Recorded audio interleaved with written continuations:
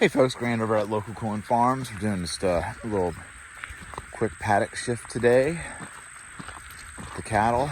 We did start feeding hay, but we still have some stuff out there. We did not get our ryegrass out like we had wanted to because it was so dry this fall. It just would have been a bad decision to put it out, because if it had germinated, we could have lost the whole crop potentially. So we did not do that. We did get fully saturated. The past 2 months we got a good amount of rain, and so we're definitely rehydrated fully. And so we're going into the winter, quite moist. And so, we're going to continue doing the paddock shifts, and having hay out there for everybody, doing kind of a modified bale grazing process, for our system here. And then we are going to start putting out some wheat and rye, I think this upcoming week. And so I know it's a little bit on the later side. That wheat's going to come up, for sure. That rye is going to be a little bit slower. But that's fine, because no matter what, we'll benefit from all that work this spring.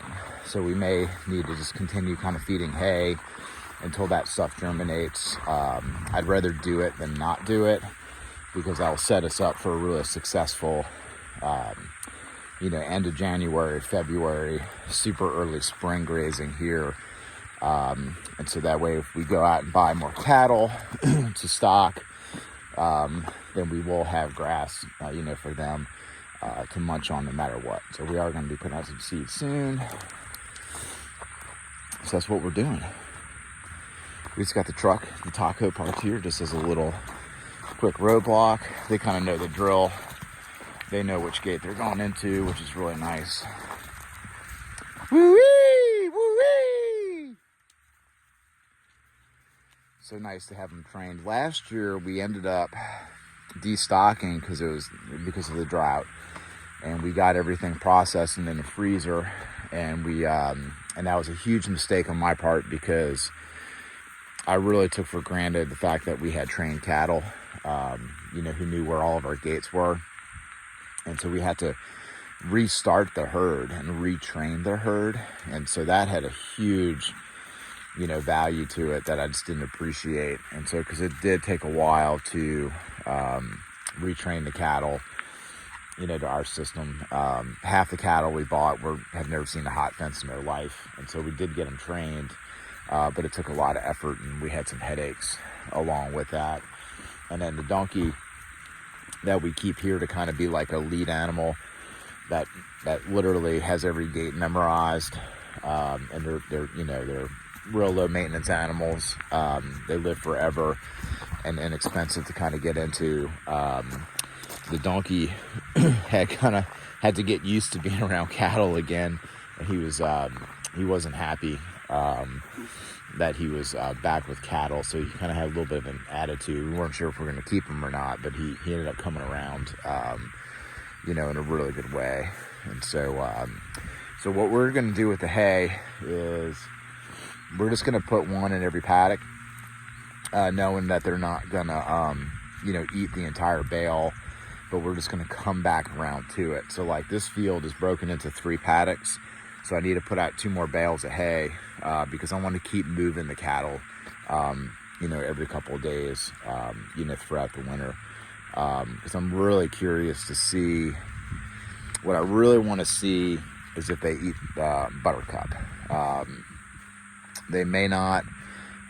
That's going to be a big thing that I'm very curious about, because if they eat buttercup, then we're going to be good to go, because we're not using herbicides. Our fields get covered in it, and the cattle are already eating curly dock, which is what she's going after right there. All this curly dock has regrown since the last cycle. So if they're eating curly dock, maybe they'll go after the buttercup, which is the buttercup is this stuff right here. And so I think it's really pretty to have out there all those yellow flowers. It's good for pollinators and stuff, but not a lot of stuff eats it. And so these cattle have really gotten on board with eating stuff that I know that they haven't grown up eating at the places where they were at before that we got them. And so they do come around, and I think the rotational grazing is definitely an important part of that training process. So she's eating some of that geranium in there, that wild geranium, so that's cool. You just never know what they're going to eat until you put it in front of them.